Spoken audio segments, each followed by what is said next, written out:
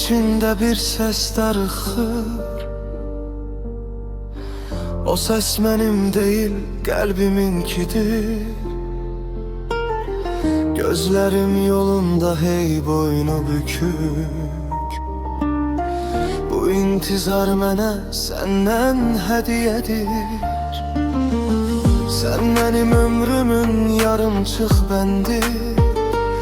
Üsalı gecikmiş sevda nəğməmsən.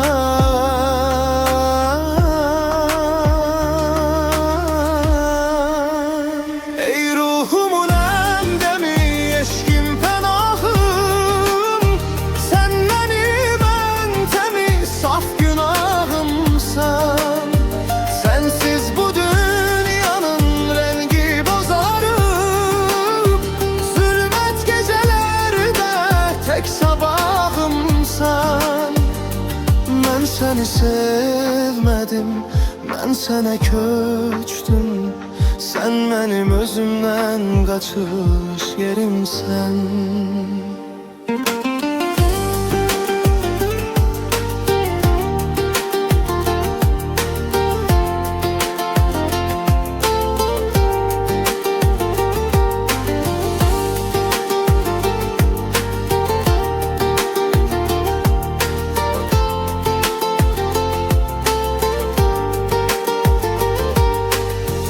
Tale yollarında itkin bir yolcu, senin limanına sığınmak ister. Dünya bir güzgüdür, baksan görersen. Benim her zerrem seni ekseyler. Ne deniz bes eder, ne göyler yeter. Sen benim içimde sonsuz bir sefer.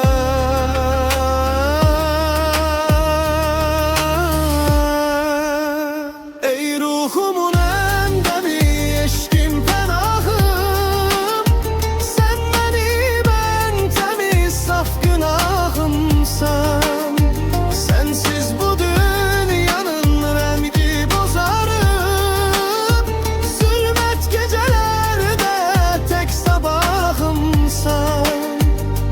Ben seni sevmedim, ben sana köçtüm. Sen benim özümden göçüş yerimsen.